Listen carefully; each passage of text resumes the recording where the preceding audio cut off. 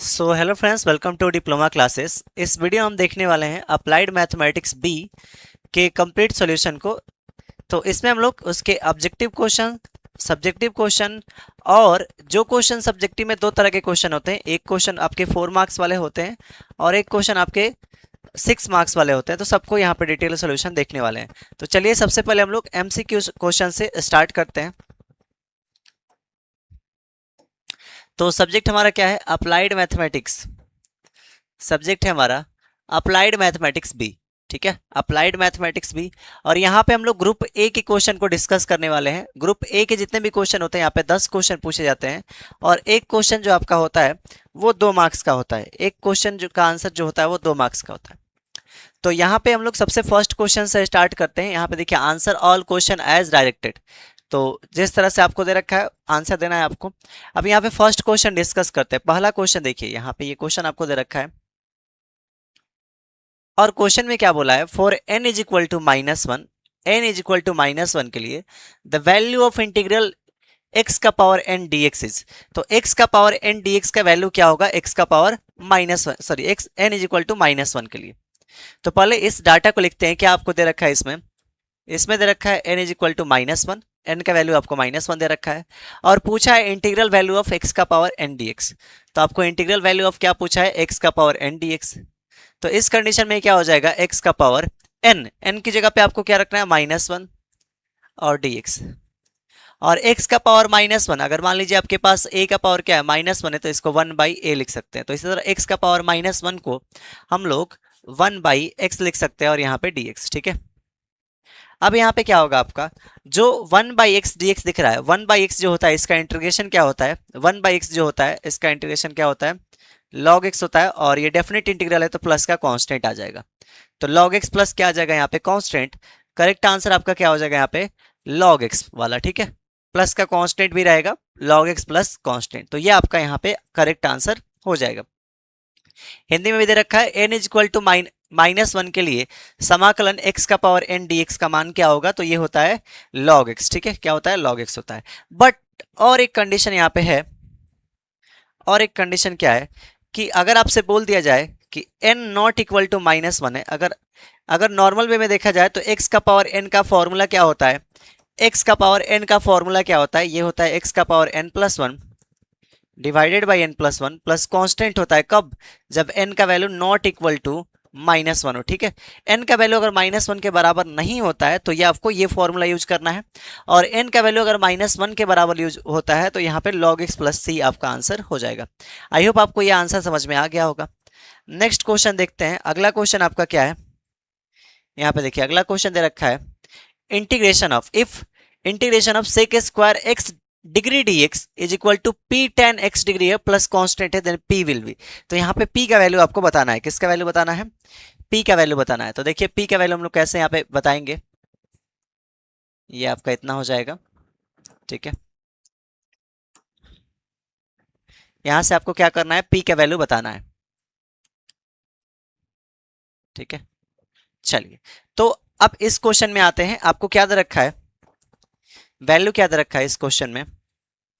Integral of sec square x degree है, dx है, sec square x degree dx है और इसका value p tan x degree के बराबर है, p tan s x degree plus constant के बराबर है। ठीक है, इसका बराबर दे रखा है। तो यहाँ पे p का वैल्यू क्या होगा? नॉर्मल वे में देखा जाए, नॉर्मल वे में तो अगर आपने पढ़ा होगा तो नॉर्मल वे में होता क्या है कि अगर इंटीग्रेशन ऑफ हम क्या क्या क्या फाइंड आउट करते हैं? इंटीग्रेशन ऑफ अगर हम फाइंड आउट करते हैं क्या? सेक स्क्वायर एक्स dx, तो ये आपका आता है tan x प्लस सी। ठीक है, अगर सिर्फ 100 के सेक x है, यहाँ पे x यहाँ पे रेडियन में रहता है, तो ये tan x प्लस सी होता है। बट जब भी ये डिग्री में आ जाएगा, डिग्री में, तो इस कंडीशन में इसका आंसर क्या होगा? इसका आंसर अगर हम निकालेंगे तो सेक का क्या होता है? tan x डिग्री तो होगा। सेक का देखिए tan होता है तो tan x डिग्री तो होगा, tan x डिग्री तो होगा। लेकिन अगर डिग्री में है तो इंटीग्रेशन में यहाँ पे π/180 मल्टीप्लाई में आता है। ध्यान रखना है कि जब भी डिग्री में आपको एंगल दे रखा हो तो वहां पे, सॉरी यहाँ पे क्या रहेगा आपका? 180 बाई पाई मल्टीप्लाई में आता है। और सेक स्क्वायर का यहाँ पे क्या होता है? इंटीग्रेशन tan x डिग्री यहाँ पे इस फॉर्मूले से, और प्लस का यहाँ पे क्या लग जाएगा, कांस्टेंट लग जाएगा, प्लस का यहाँ पे कांस्टेंट लग जाएगा। तो जब भी डिग्री वाला टर्म हो, x डिग्री वाला, इंटीग्रेशन कर रहे हैं तो उसमें 180 बाई पाई आता है, और डिफरेंशिएशन वाले केस में पाई बाई 180 आता है। तो इंटीग्रेशन जब भी डिग्री वाला फंक्शन का करना होगा तो उसमें पाई 180 बाई पाई से आप मल्टीप्लाई करेंगे, बाकी नॉर्मल जो आंसर होता है उसको ऐसे लिख देंगे, ठीक है। तो यहाँ पे अब इसको हम कंपेयर करेंगे, ये किसके बराबर है, p tan x degree plus c के। तो यहाँ से देखिए p किसके बराबर हो गया, 180 बाई पाई के, तो p का वैल्यू हो गया 180 बाई पाई, p का वैल्यू यहाँ पे किसके बराबर हो गया, 180 बाई पाई के। तो आई होप आपको समझ में आ गया होगा। करेक्ट आंसर आपका क्या हो जाएगा, 180 बाई पाई। देखिए यहाँ पे 180 डिवाइड में क्या है आपका, पाई है, तो ये आपका करेक्ट आंसर इसका हो जाएगा। एक रात का पढ़ाई काफी है 70 में से 65 प्लस मार्क्स लाने के लिए। सब्जेक्ट अप्लाइड मैथमेटिक्स बी में। जिस प्रकार से दूध से मक्खन निकलता है ना, सेम टू सेम उसी प्रकार से आपके सिलेबस से वही क्वेश्चंस का यहाँ पर वीडियो लेक्चर है। चैप्टर वाइज ऑब्जेक्टिव क्वेश्चंस का वीडियो लेक्चर है, प्रीवियस ईयर क्वेश्चंस का वीडियो लेक्चर है, और सेम टू सेम ऑब्जेक्टिव भी, 4 मार्क्स वाला भी और 6 मार्क्स वाला भी। इतना में से ही क्वेश्चन पूछेगा और ज़्यादा देर का नहीं है, बस 10 घंटा का वीडियो लेक्चर है। आप लोग इसको देख लो अगर फेल होने से बचना चाहते हो तो, क्योंकि सेम टू सेम इतना में से ही क्वेश्चन पूछेगा आपके सेमेस्टर एग्जाम में। तो ये कहाँ मिलेगा, आपको अभी ही डाउनलोड करना होगा प्ले स्टोर से, या लिंक इस वीडियो के कमेंट बॉक्स में मिल जाएगा। एप्लीकेशन नेम है डिप्लोमा क्लासेस। जैसे आप लोग एप्लीकेशन को डाउनलोड करते हो, स्क्रीन पर शो होगा पॉलिटेक्निक सेमेस्टर क्लास। जैसे आप लोग यहाँ पर आते हो फिर दिखेगा SBTUB हार्ड सेमेस्टर मैथमेटिक्स। जैसे आप लोग यहाँ पर आते हो तो यहाँ पर दिखेगा applied mathematics B crash course. Course का जो फीस है सिर्फ और सिर्फ 49 रुपये है, जो कि अभी ऑफर चल रहा है। आगे बढ़ते हैं हम लोग नेक्स्ट क्वेश्चन पे। तो अगला क्वेश्चन देखिए, अगला क्वेश्चन आपको क्या दे रखा है, अगला क्वेश्चन है इफ GCD ऑफ, यहाँ पे देखिए इस क्वेश्चन को हम यहाँ पे एक्सप्लेन कर लेंगे। क्वेश्चन में क्या दे रखा है, इस क्वेश्चन को बात करते हैं। Question C, GCD of A comma B multiply of LCM of A comma B is equal to dash dash, ठीक है। वेयर GCD मतलब होता है ग्रेटेस्ट कॉमन डिवीजर, और LCM का मतलब यहाँ पे दे रखा है list common multiple of number A and B। तो जब भी हम बात करें तो आपने एक पढ़ा होगा टर्म कि GCD ऑफ, आप क्या निकालेंगे यहाँ पे, फॉर्मूला ध्यान रखिएगा, GCD of 2 number multiply LCM of two that number, मतलब 2 नंबर ले लीजिए, उसका आप क्या निकाल लीजिए, GCD मतलब HCF निकाल लीजिए और LCM निकाल लीजिए। हमेशा वो A और B नंबर के मल्टीप्लिकेशन के बराबर आएगा। तो करेक्ट आंसर यहाँ पे क्या हो जाएगा, A मल्टीप्लाई B, ठीक है। करेक्ट आंसर यहाँ पे क्या हो जाएगा आपका, A मल्टीप्लाई B ही होगा। नेक्स्ट क्वेश्चन देखिए, अगला क्वेश्चन क्या है, product of 2 irrational number is always. तो इस क्वेश्चन को समझते हैं थोड़ा सा। बोला है product of 2 irrational number is dash dash number. तो प्रोडक्ट ऑफ 2 इरेशनल नंबर की बात कर रहा है। तो केस यहाँ पे 2 केस बनाएंगे हम लोग। केस फर्स्ट, मान के चलिए एक इरेशनल नंबर A है और दूसरा इरेशनल नंबर आपका क्या है, B है। मान लेते हैं A जो इरेशनल नंबर है वो √3 है और B इरेशनल नंबर √5 है। दोनों देखिए इरेशनल ही है, दोनों आपका क्या है, दोनों आपका इरेशनल है। एक √3 मान लिया और एक √5 मान लिया। दोनों इरेशनल है और दोनों अलग अलग नंबर है। दोनों कौन से नंबर है, अलग अलग नंबर है। तो इस कंडीशन में इसका क्या बोला, प्रोडक्ट का मतलब मल्टीप्लाई। तो A मल्टीप्लाई अगर हम B निकालेंगे तो क्या होगा, √3 इंटू √5, और √3 इंटू √5 क्या होगा, 3 × 5 = 15 हो जाएगा। तो √AB ही आएगा। तो √15 आएगा। तो √15 आपका क्या होता है, एक इरेशनल नंबर होता है। क्या होता है आपका, इरेशनल नंबर होता है। तो यहां तो कंडीशन में आपका इरेशनल आया, बट ये कब था, जब दो नंबर सेम हो, आपका अलग अलग हो। जब 2 नंबर हम ले रहे हैं और वो दोनों नंबर क्या हो, अलग अलग हो, तो ये आंसर आएगा। अब क्या हो, जब दोनों नंबर डिफरेंट हो। तो जब दोनों नंबर डिफरेंट हो तो हम केस सेकंड लेंगे। यहाँ पे केस सेकंड वाले कंडीशन में दोनों नंबर डिफरेंट मान लेते हैं, सॉरी दोनों नंबर सेम मांग लेते हैं। ये तो डिफरेंट है, ये दोनों नंबर अलग अलग है। यहाँ पे क्या है, दोनों नंबर अलग अलग, ठीक है। अब हम दोनों नंबर को क्या मानते हैं, सेम मान लेते हैं। तो अगर नंबर जो है, नंबर्स क्या हो, इक्वल हो, तो इरेशनल नंबर बनाना है तो पहला इरेशनल नंबर ए मान लेते हैं कि √5 है, और दूसरा इरेशनल नंबर भी मान लेते हैं √5 है। दोनों नंबर क्या मान लिए यहाँ पे, इक्वल यानी सेम मान लिए। तो अब इस कंडीशन में जब प्रोडक्ट निकालेंगे ए क्रॉस ए गुणे बी का, तो क्या हो जाएगा, √5 गुणे √5। और अगर सेम नंबर का रूट में गुणा करते हैं तो ये सिर्फ 5 आएगा, ठीक है। √5 गुणे 5 क्या आएगा, सिर्फ 5। तो ए गुणे बी यहां से कितना आ गया, 5, और ये 5 कौन सा नंबर होता है, रेशनल नंबर होता है, रेशनल नंबर। तो अब यहाँ पे आंसर आप देख सकते हैं, एक कंडीशन में इसका आंसर कितना आया, एक कंडीशन में इसका आंसर कितना आया, ये इरेशनल आया था, एक कंडीशन में इसका आंसर इरेशनल आया था, और एक कंडीशन में इसका आंसर कितना आया, रेशनल आया। तो इरेशनल और रेशनल दोनों हो सकता है, आंसर इसमें क्या होता है, इरेशनल और रेशनल दोनों हो सकता है। तो क्या हो जाएगा, मे बी रेशनल और इरेशनल। तो कभी या तो वो रेशनल हो जाएगा या इरेशनल हो जाएगा, यानी कभी वो परिमेय संख्या हो जाएगा या कभी वो अपरिमेय संख्या हो जाएगा, ठीक है। कभी वो परिमेय संख्या होगा या कभी वो अपरिमेय, मतलब इरेशनल आपका अपरिमेय संख्या और रेशनल आपका कौन सा है, परिमेय संख्या। रेशनल आपका कौन सा है, परिमेय संख्या। तो इसका आंसर क्या हो जाएगा, मे बी इरेशनल और रेशनल नंबर, कब, जब दो इरेशनल नंबर को मल्टीप्लाई करते हैं तब ये कंडीशन आपका बनता है। आगे हम लोग बढ़ते हैं, नेक्स्ट क्वेश्चन की तरफ चलते हैं।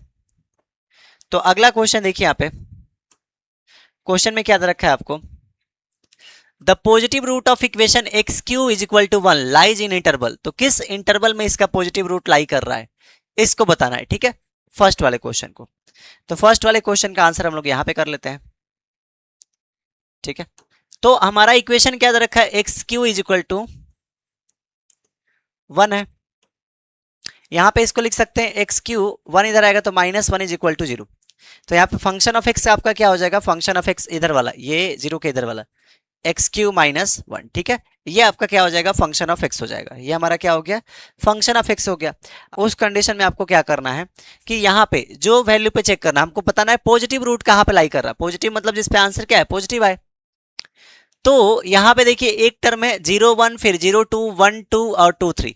तो यहाँ पे हम लोग क्या करेंगे, 0 1 2 3 तीनों पे वैल्यू निकाल लेंगे कि क्या आ रहा है।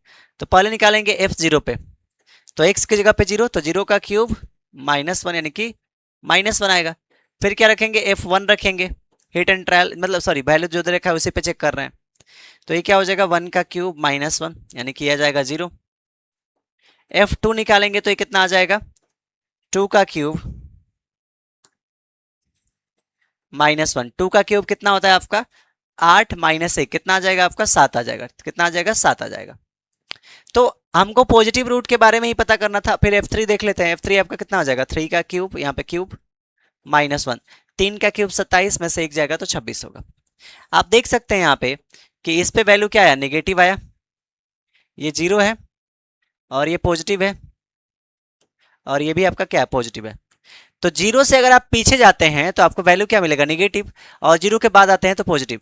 तो जब हम f1 का वैल्यू निकाले थे तो इस कंडीशन में 0 आया, और f2 का वैल्यू कितना है 7, मतलब इसी बीच में आपको पहला पॉजिटिव मिलना स्टार्ट हो गया। तो जब भी आपसे पूछा जाए कि इसका पॉजिटिव रूट कहाँ लाई करेगा, तो पॉजिटिव रूट जो लाई करेगा, पॉजिटिव रूट वो किस कंडीशन में, 1 से 2 वाले कंडीशन में, मतलब कि 1 से 2 वाले रीजन में ये पॉजिटिव मिलना स्टार्ट हो जाएगा।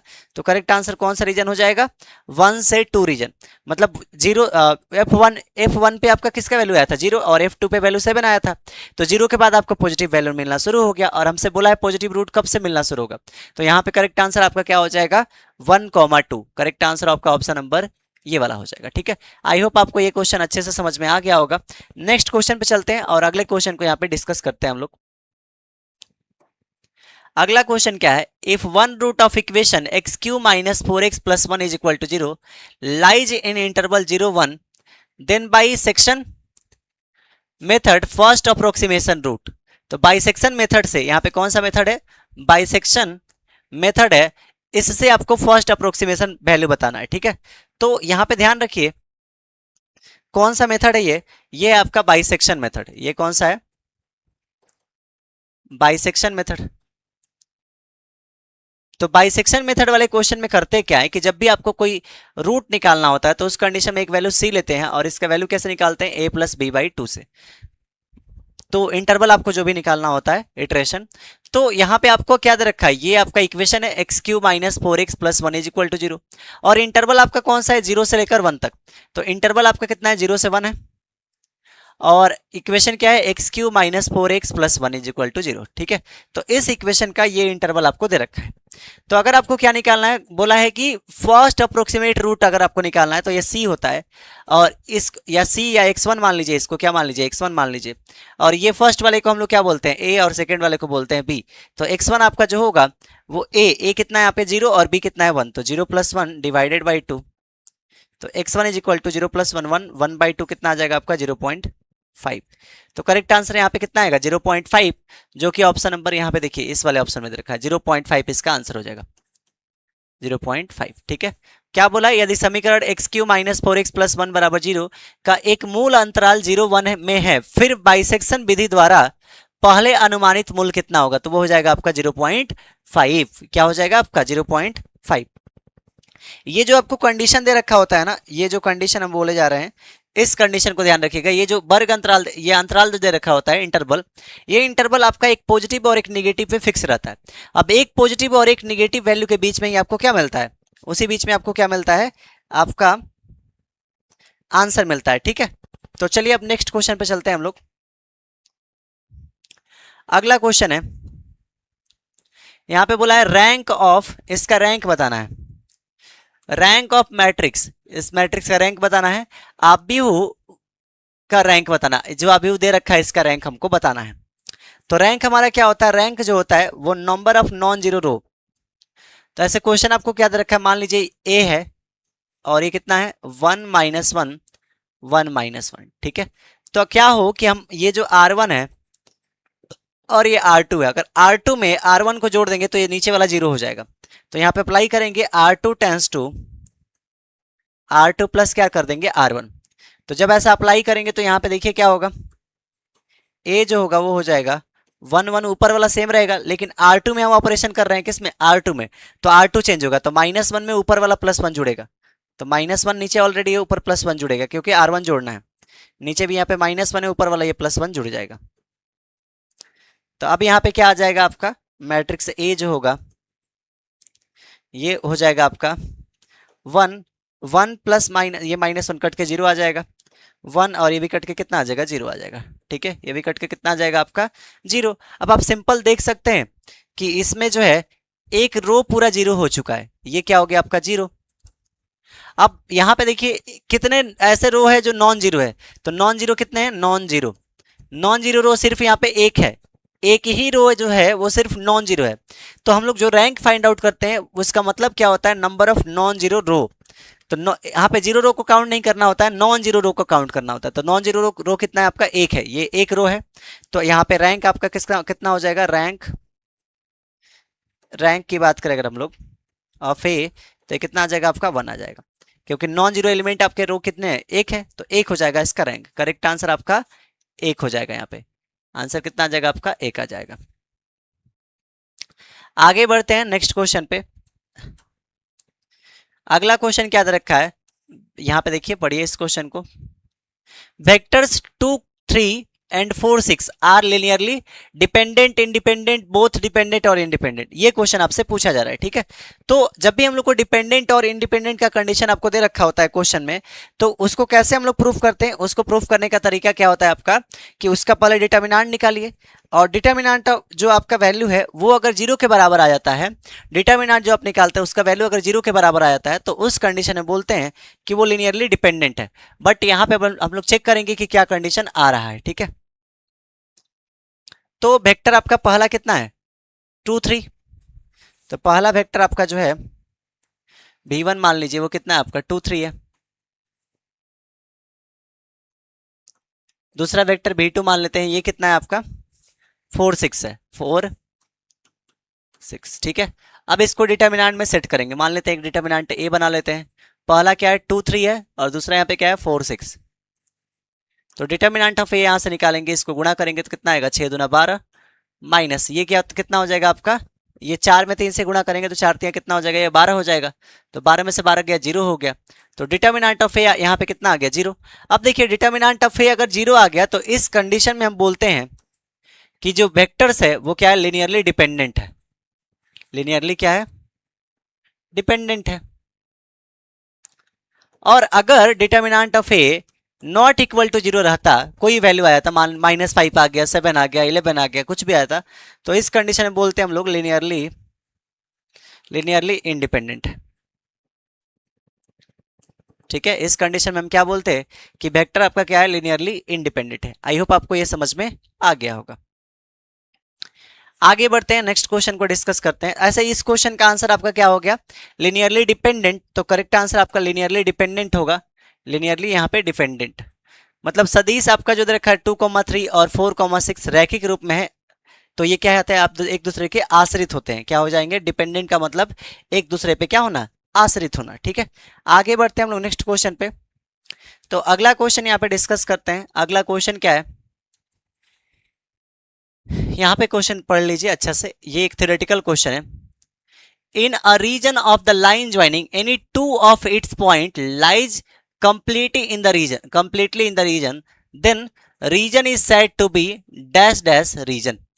तो क्या बोला है यहाँ पे, यदि किसी क्षेत्र में इसके किन्हीं दो बिंदुओं को मिलाने वाली रेखा पूरी तरह से क्षेत्र में स्थित हो, तब क्षेत्र को क्या कहा जाता है, तब उस क्षेत्र को क्या कहते हैं।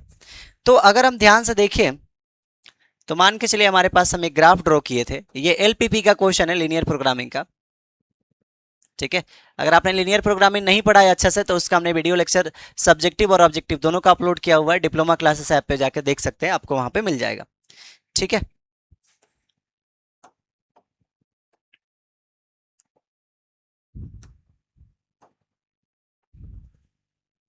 तो मान लीजिए ये रीजन है और यहाँ पे ये रीजन आपका घिरा हुआ है। ठीक है, ये दोनों इक्वेशन से आपका ये रीजन मान के चलते हैं कि घिरा हुआ है। ये रीजन हमारा क्या है, यहाँ पे घिरा हुआ है। अब क्या बोला है कि यदि दो बिंदुओं को मिलाने वाली रेखा तो इसके अंदर है, दो बिंदुओं को मिलाने वाली रेखा क्या है, क्षेत्र में स्थित है। तो मान लीजिए पहला पॉइंट यहाँ पे है और दूसरा पॉइंट यहाँ पे है, और इस लाइन को मिलाने वाली रेखा जो है इसी रीजन में स्थित है। इस रीजन को हम लोग फिजिबल रीजन बोलते हैं, इसी फिजिबल रीजन में स्थित है। Then region is said to be, तब क्षेत्र को क्या कहा जाता है, तब उस क्षेत्र को क्या कहते हैं, तो तब उस क्षेत्र को हम लोग कॉन्वेक्स क्षेत्र बोलते हैं, उत्तल क्षेत्र बोलते हैं। करेक्ट आंसर क्या हो जाएगा आपका, कॉन्वेक्स हो जाएगा। क्या हो जाएगा आपका, कॉन्वेक्स हो जाएगा। इस क्षेत्र को हम लोग क्या बोलते हैं, कॉन्वेक्स क्षेत्र बोलते हैं, कॉन्वेक्स। ठीक है, कॉन्वेक्स रीजन। आई होप आपको समझ में आ गया होगा किस तरह का ये क्वेश्चन आपका था। ठीक है, ये जस्ट एक तरह से क्या था, आपका थ्योरेटिकल क्वेश्चन ही था। आगे बढ़ते हैं नेक्स्ट क्वेश्चन पे। अगला क्या है यहाँ पे देखिए, in linear programming problem of term optimisation means. तो ऑप्टिमाइजेशन का क्या मतलब होता है, बड़ा ही फेमस ये क्वेश्चन है। क्या क्वेश्चन है ये, ऑप्टिमाइजेशन। तो ऑप्टिमाइजेशन का क्या मतलब होता है कि या तो आप उसका मिनिमम और मैक्सिमम वैल्यू फाइंड आउट करना। ठीक है, यहाँ पे मिनिमम एंड मैक्सिमम वैल्यू उस फंक्शन का क्या करना, फाइंड आउट करना, वही आपका क्या कहलाता है, मैक्सिमाइजेशन, सॉरी ऑप्टिमाइजेशन। तो ऑप्टिमाइजेशन क्या होगा, minimisation and maximisation both, maximisation and minimisation both. ये आपका करेक्ट आंसर हो जाएगा। ठीक है, ये इस क्वेश्चन का क्या होगा, आपका करेक्ट आंसर हो जाएगा। सो आई होप आपको ये समझ में आ गया होगा कि किस तरह से हमने इन सारे क्वेश्चनों को यहाँ पे सॉल्व किया। ठीक है, तो अब हम लोग नेक्स्ट पार्ट को देखेंगे। इसके बाद नेक्स्ट पार्ट जो है हमारा, नेक्स्ट पार्ट, इसमें ग्रुप बी वाले क्वेश्चन आएंगे। कौन से क्वेश्चन आएंगे, ग्रुप बी वाले क्वेश्चन, जो 4 मार्क्स के क्वेश्चन होंगे। तो चलिए उन क्वेश्चनों को भी 1 बाई 1 करके समझते हैं यहाँ पे। चलिए, तो सबसे फर्स्ट क्वेश्चन पे यहाँ पे आते हैं। हमारा सबसे फर्स्ट क्वेश्चन आपको यहाँ पे दिख रहा होगा, और यहाँ पे क्वेश्चन क्या है, इवेल्युएट। देखिए ग्रुप बी का क्वेश्चन है। ग्रुप बी का क्वेश्चन, एक क्वेश्चन कितने मार्क्स का होता है, 4 मार्क्स का, और 5 क्वेश्चन 20 मार्क्स का। तो इसमें 2 नंबर क्वेश्चन है, क्या बोला है, evaluate e power x sine x plus cos x D x. हल करें e power x sine x plus cos x D x. इसमें एक फॉर्मूला आपको ध्यान रखना है। जब भी इस तरह का क्वेश्चन आपको मिलता है तो हम कहीं कहीं पे फॉर्मूला बताते रहते हैं, तो फॉर्मूला वो सब आपको ध्यान रखने होते हैं। ठीक है,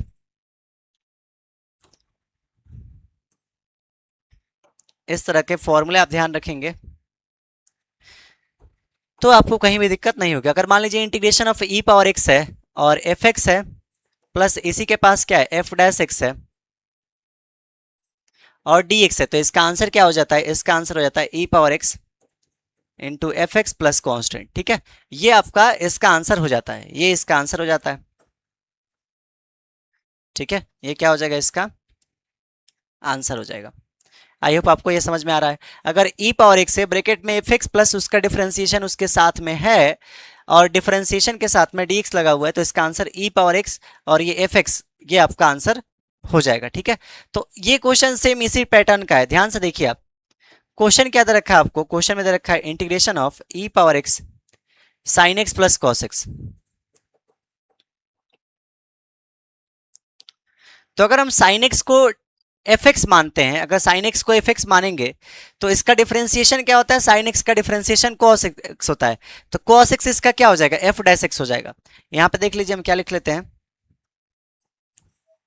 यहां पर लेट कर लेंगे हम लोग, let f x is equal to, f x किसको मानेंगे, ये फर्स्ट वाले को, तो साइन एक्स को हम लोग एक्स मान लेंगे, तो f x is equal to sine x.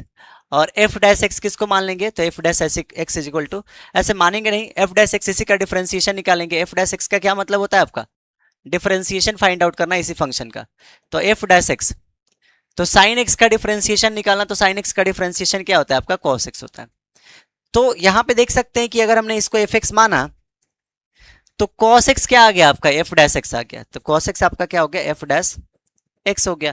तो हमारा जो क्वेश्चन था वो क्या था, e power x into sine x को हमने क्या माना था, एफ एक्स माना था, तो ये साइन एक्स आपका एफ एक्स हो गया, प्लस कॉस एक्स आपका किसके बराबर आ गया, कॉस एक्स आ गया एफ डैश एक्स के बराबर,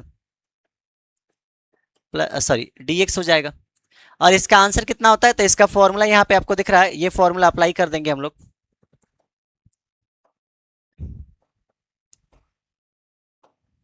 ठीक है,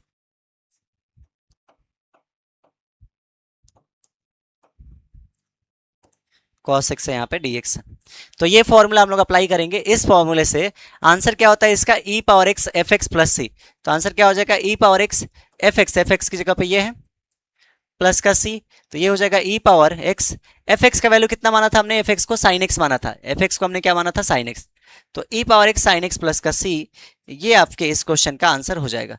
e power x sine x plus c, ये आपके इस क्वेश्चन का क्या हो जाएगा, कंप्लीट आंसर हो जाएगा।